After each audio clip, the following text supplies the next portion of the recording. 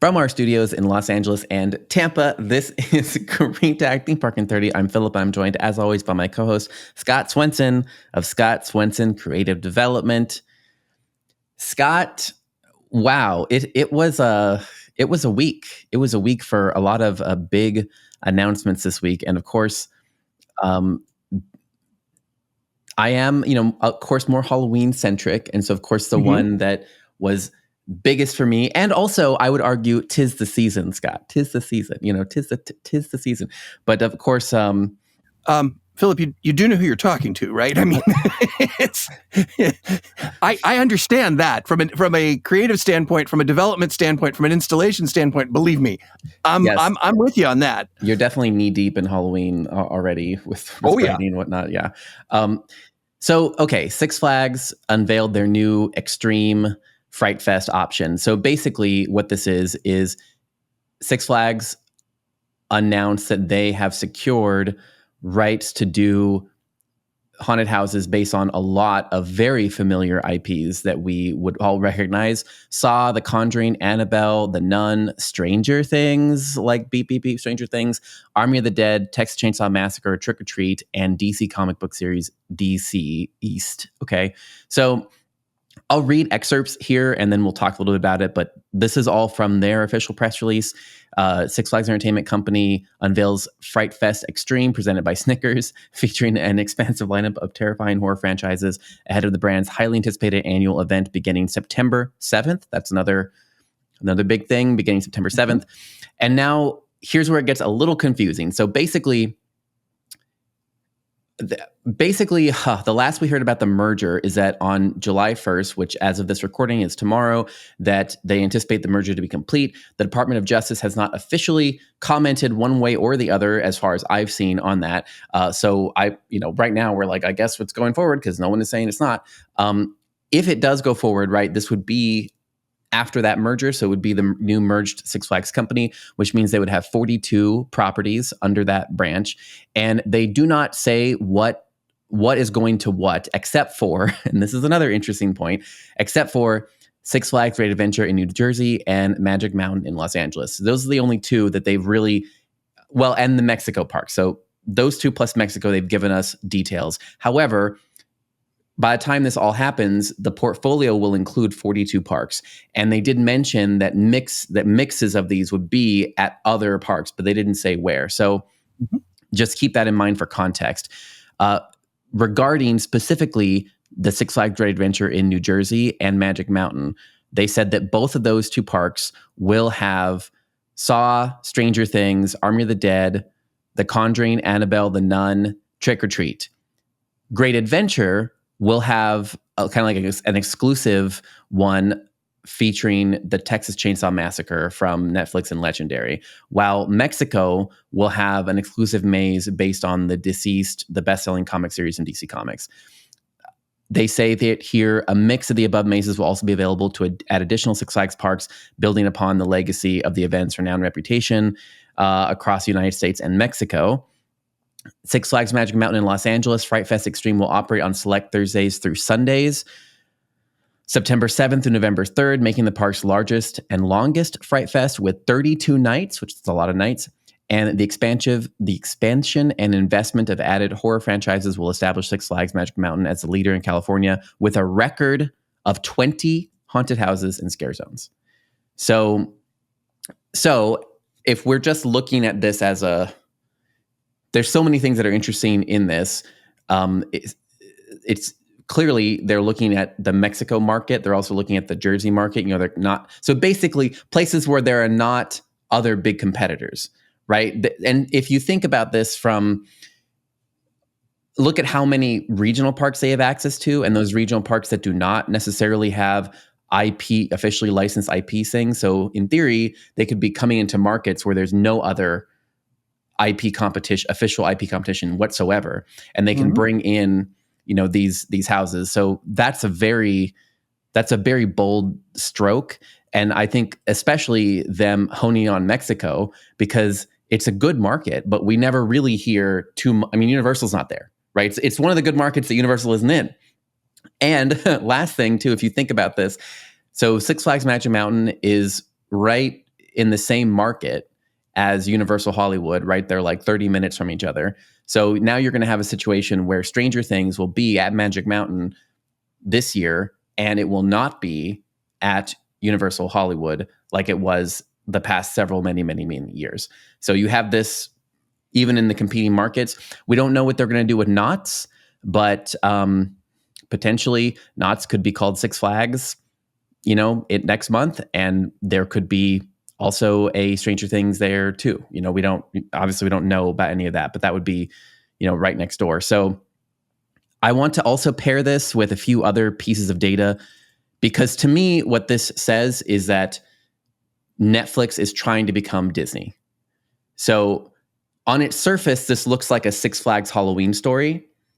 I would posit that it's actually Netflix becoming Disney, and they are using Six Flags as a distribution vehicle to test, again, expand out and test in these markets and whatnot.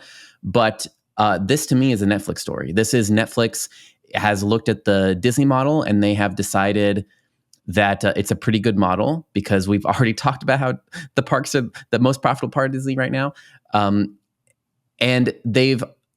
Netflix is in a bind right now because they've come up to the ceiling of subscriber growth. And as a public company, as public companies are in America, like everyone wants to see continued growth. So if you can't grow in your current vertical, then you need to go to a different thing. And if you can go vertical by creating the theme park model or something similar to it, I think that's what they're looking at. And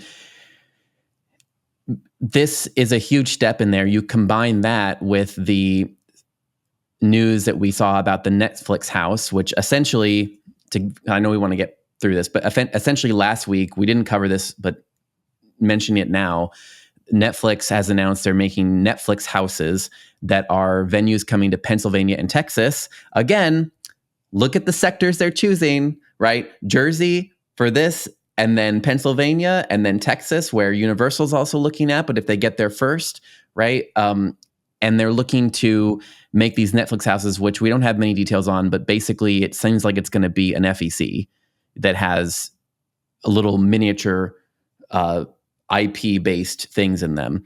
They haven't said what's going where specifically, but they did mention Bridgerton, Squid Game, and Stranger Things as possible source material for the Netflix experiences.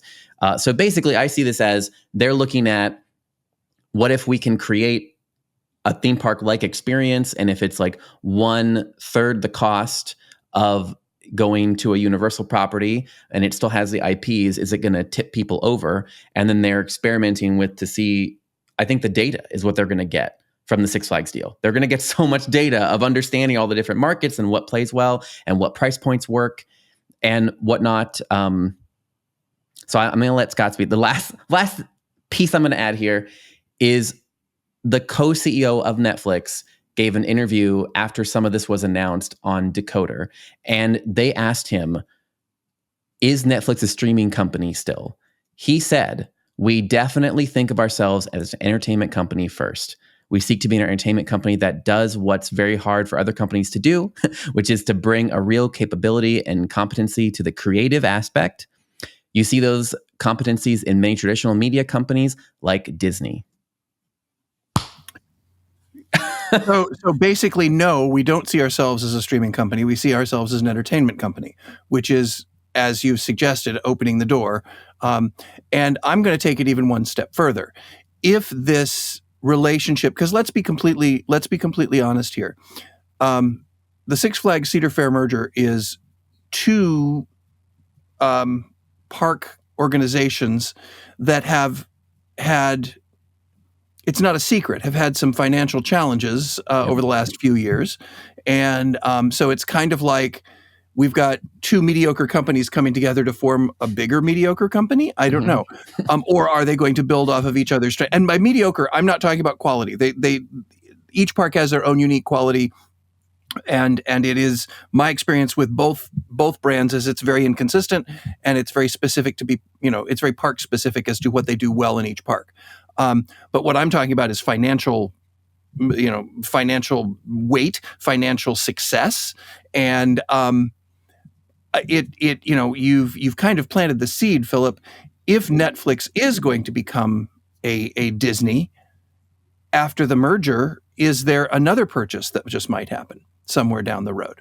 And the best way to get that data, to talk about data, is to, in essence, quote unquote, get in bed with them. In other words, get in there with the IPs and get the IPs. It sounds to me that the IPs for Halloween are secondary to getting the IPs out year round. They don't want the IPs out there seasonally. They want the IPs out there year round, which is, in my opinion, the Netflix houses. Yep. Now, what's the quickest way to do it? Well, you've got a hungry new company, which has just been formed from two other companies who are eager and need to make their stockholders feel really, really good about the merger. And because they now have, as you said, 42 properties? So they now have 42 properties. That makes it significantly sexier, significantly more appealing to Netflix. And I wouldn't be surprised if this Netflix deal, in fact, I would wager money that this next Netflix deal has been going on long before we heard about the merger. I'm guessing that it was probably contingent upon the merger. Because again, Netflix doesn't want to get into bed with Universal. They don't need to. They don't want to get into bed with Disney because Disney's probably not interested. Yep. So Netflix is going to go after the next big player, and that has a bunch of outlets throughout the country and in Mexico. The idea, I just want to talk about the Mexico market for just a moment. We have said for so many years that Mexico is an untapped market when it comes to especially Halloween, but even theme parks in general. And so I'm excited to see that they're showing. They're at least making mention of and referencing some uniqueness to their Mexico property. You're absolutely right. They are targeting those areas that don't have they're targeting areas that don't have a Universal presence, although California is just going to become them competing against themselves, which is going to be very unique and very interesting to me. Yep. We'll see what happens with Knott's. My guess is that Knott's evolution to whatever the new Six Flags company is going to be slower, simply because Knott's ain't broken. So there's nothing really to fix at Knott's when it comes to Halloween. We're talking specifically about Halloween here. So I think it's interesting that Netflix, as you mentioned before we started recording, you were talking about how this is kind of a gut punch to Universal, getting some of the IPs away from them as they're going into, as Universal is going through this major expanse. And I'm not talking just about Epic. Remember we reported a while back that they're working on a park in Texas, which is a family-friendly park, which has just kind of fallen off the radar. A lot of the progress that has been going on in Vegas is no longer being talked about. So I doubt that I'm not in Vegas, so I don't know, but I would doubt that it's moving at the same speed. It sounds kind of to me, just based on, and I'm reading between the lines here, so this is speculative, but just based on what they are promoting in the media, and that includes social media, is all hands on deck at Epic to get that up and running. And then, of course, the announcement was just made that Universal is now looking to expand into the UK market as well, to build a UK park. So I think what's happening is, I don't know whether this is a gut punch to Universal as much as it is Netflix going, we want to compete with the big boys. We want to be a full-fledged entertainment company and not just a streaming service. And you've said for several years now, content is king. Having those IPs and being able to distribute them in a theme park way is going to benefit not only the streaming service, but also give them a whole new, in essence, revenue stream. So after this sort of rambling all over the place, because there's a bunch of data here that's all kind of jumbled together, and I was trying to kind of weave my way through it.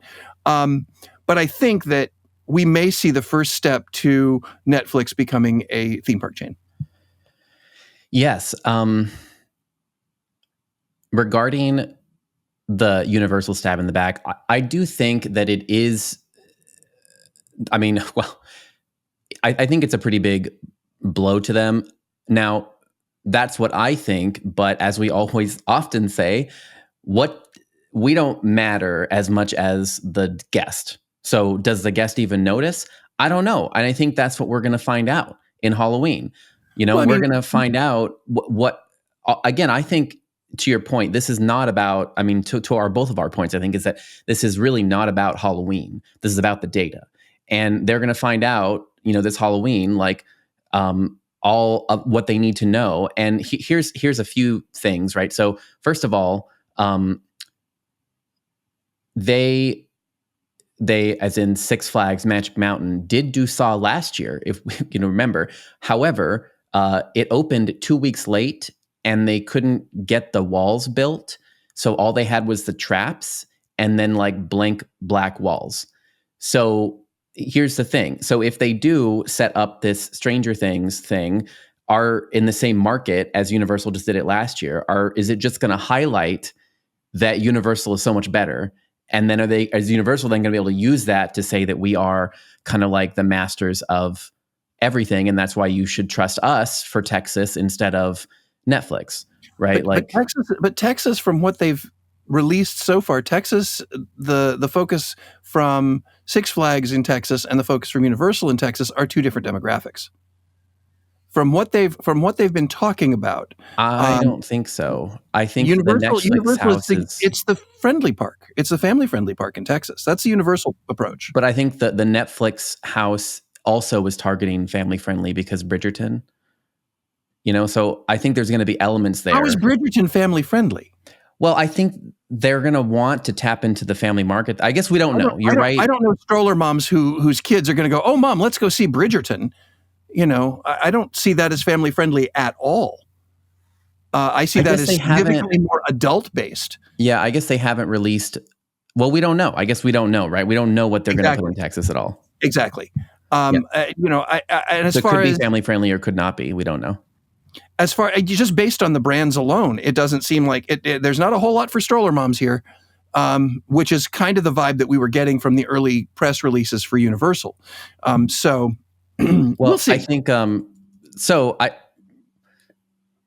I think that how much of it really, it depends on the execution. But then at the end of the day, do the guests even care that the execution is poor? Because the audience is, and so just interesting. So I actually polled my audiences on Instagram about this before the show to kind of get just feedback. Like, we all know that the quality of Saw is, in that case, was much less, at Six Flags. And so in this theory of, we know that Six Flags is not going to be able to build stuff as good as Universal. We know that. That's pretty much a given. But does it matter is the question. And also, does it matter for the IP? Will it tarnish the IP at all? And basically, in my poll, nobody thinks it matters. Like, even the general people that I polled in Instagram, they're like, you know what? People still love the Saw stuff. They still liked it, even though it was only black walls and traps. People still went and they still had fun. And people are not going to blame the IP. They're going to blame Six Flags. So Netflix wins either way, because Netflix's goal is to get data and to get market information, and they're not going to get blamed for poor execution. It's going to be Six Flags, so that was at least what my audience thinks. The other thing we don't know, because I agree with them actually, and that's interesting because I'm all about the quality, but I agree with them. I think if people can go and experience their favorite IP, yep, and I think that the proof of this is even in some of the lower quality IPs that have come out. The god awful Willy Wonka. There are people who are going to go see it because it's so bad, and it's a almost a parody of their own, of their perceived experience. So I think, but what we also don't know though is what Netflix has put into the agreement as far as how the execution is going to take place. Is this a situation where they're going to hold, like, for example, with Universal, when Universal gets IPs, there, at least in the past, have been some rather stringent criteria that they had to follow, and it had to be approved by the highest level of that brand expertise. We all heard that J.K. Rowling could come through and shut down anything that happened with the Potter brand. I do know that the same was true when they did American Werewolf in London. The same was true when they did so. We don't know what restrictions they have put on flags, and if they did put them on flags, what did flags counter with and say, okay, well then reduce your licensing fee by this so that we can afford to implement. I mean, there's a lot of details here that we really just simply don't know. And we're not going to know until Halloween. We also don't know either, like to your point about that agreement, we also don't know if there's still an exclusivity clause between Universal with some of these, because they just did it last year. So there could be like some sort of lock, it could, what I mean? It could, that's frequent where there's some sort of exclusivity lock. And my guess is, and this is pure conjecture once again, my guess is they knew that, the stuff that they did last year that Flags is now doing this year, they knew that it was going to be their last year, because these kinds of negotiations do not happen quickly. The announcements happen quickly, but the negotiations do not. I'm talking to people, I'm talking to friends of mine who are so excited that things are finally coming to the surface about Epic because they drew concept sketches 4 or 5 years ago. So this stuff doesn't just magically happen. So my guess is Universal knew this was in the works. They knew that it was their last year. They knew that they had to get in everything they possibly could.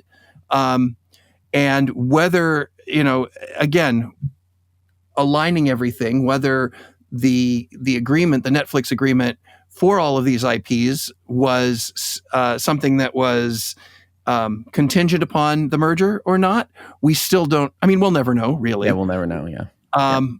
But it all seems to fall in place. It seems like it could be a perfect storm, assuming that they invest the time and money to execute it properly. Honestly, I think it could be a perfect storm for any of these people. And we actually don't know who it's going to be a perfect storm for, because it, again, it could be perfect for Universe or for Netflix, where it ends up skyrocketing them into a mini theme park FEC or, small FEC chain. It could be perfect for Six Flags, because then it'll make the shareholders happy, like you said, and then they'll be like, oh, great, now let's put more money into year-round IP. Like you said, if this works, then I could see Christmas, a bunch of the Netflix Christmas movies, could do walk through Santa experiences at 42 parks in Mexico, all over, right? But also for Universal. Hello and welcome to Netflix Berry Park. Yes. Netflix Berry Farm. Yes, and then it also could work for Universal so to take a few steps back and look at the Universal thing, right? Universal is betting big on Epic, and if Mickey Mouse is Disney's legacy, the monsters are Universal's legacy, because it started with the studio tours. And the monsters have been their key IP for their legacy forever. And it's the only IP that they own outright. It's the only IP they own outright. Yes, and it's the one that's been with them. And again, it's just like Mickey Mouse. It's their Mickey Mouse is monsters. And they're betting big on Dark Universe with that dark ride. They're betting big on that area. I think they're betting big on Epic in general. As we talked about, what they've done is they've taken a bunch of niche markets and put them into one park. They've put a bunch of markets, a bunch of IPs that have really avid fans, and put them all into one place. Is everything for everyone? No. That is a Disney approach. Universal, especially with Epic, it looks like they are taking even subgenres of, like Potter, for example. They're making it so that it's for the insider. It's not for the mass populace. Right. And they're hoping to find a way to make it so that there's enough there. They've hit the tipping point now, because the monster maniacs are going to want to be there for Dark Universe. The How to Train Your Dragon people are going to want to be there for that. It's interesting to see that they have really kind of for Epic at least, focused in on, we really want to get something that people feel as though is cool and unique and not something you can get everywhere. So that's interesting. But I'm also concerned, it's funny that we're talking about Universal and Six Flags, because one of the things that Six Flags did several years ago that I don't know whether anybody remembers or not is they went on a buying spree and they expanded and expanded and expanded and didn't have the money to bring all of these parks up to the level that they wanted, so they started selling them off again. So they went through a phase which made me laugh. It was whatever the park was once called, a Six Flags property. It wasn't a Six Flags park yet because it hadn't been quite elevated enough. But I saw that happen specifically in Geauga Lake in Ohio. But so now all of those have been sold off again. So I'm curious to see if the gambling that Universal is doing as far as making these major expanses, a gigantic park in Florida, a park in Texas, an experience in Vegas, and now the announcement of a park in the UK. Yep.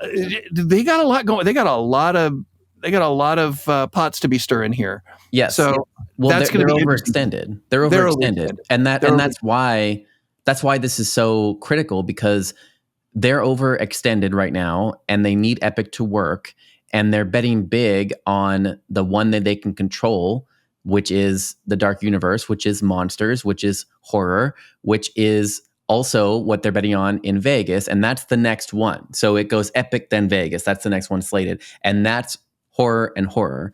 And which is why the Texas parks had to be family friendly. Otherwise, they would have completely eliminated a very profitable part of the market. But that domino chain breaks, right? If it doesn't work, or, if you get this thing, I mean, I could see it working either way. It could be a problem for Universal if Netflix and Six Flags become better known for horror, but it could also be a boon to them if the execution doesn't work out well, and it doesn't work, and then we're like, okay, well, Universal now just owns horror, period. They just own it all over the world, and anything horror is Universal.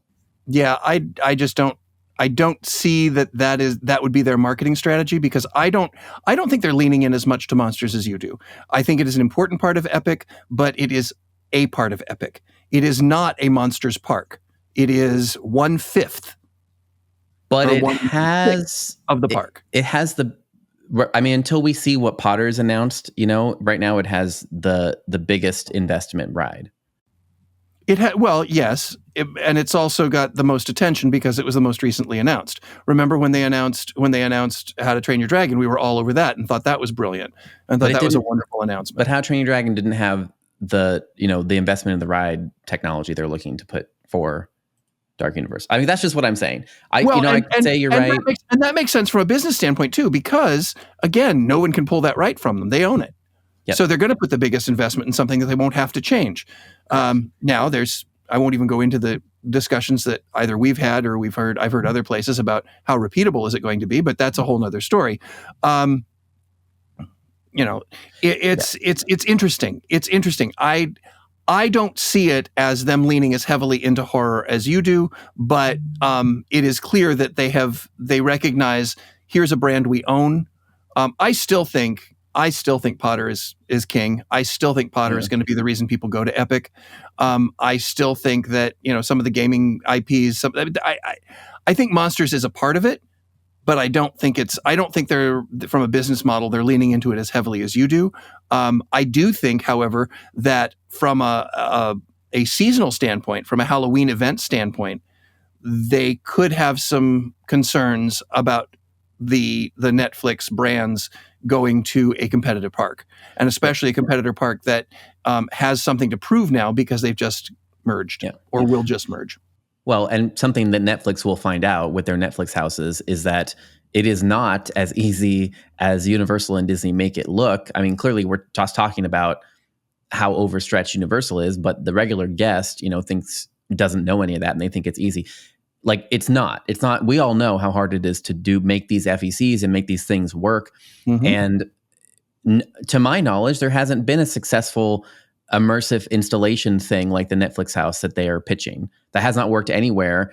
I think the closest thing was way back when we talked about the the park that had like the Twilight Saga, right? It was the vertical park that had the Twilight IP and the, and that actually, that worked, seemed like that was designed and worked really well, but that had actual rides. And this is just like immersive Fort Tokyo, I think, where it's. Yeah. To me, it sounds sort of like, a Meow Wolf installation, but Yes. has an IP connected to it. And those have worked. So we'll have to see how it pans out. But unfortunately, we won't see it in this episode because this episode is over. That's right. You get Philip and I talking about anything Halloween related, and we usually end up going down some rabbit hole somewhere. And we've done it once again. But I think it's important to recognize that we have framed it within a more all-inclusive theme park mindset, and we'll just have to keep an eye on what's going to happen with Six Flags. I know that myself and others have thought Six Flags and Cedar Fair coming together, but with this new twist, it could be something significantly more than any of us anticipated. So we'll just have to keep an eye on it. We'll keep our fingers crossed that Universal isn't spread too deeply. And as a Disney stockholder, I'm hoping that Disney can do something to kind of turn things around as well. So we will find that out hopefully next week when you come back here to Green Tagged Theme Park in 30. On behalf of Philip and myself, have a great week, and we'll see you next week.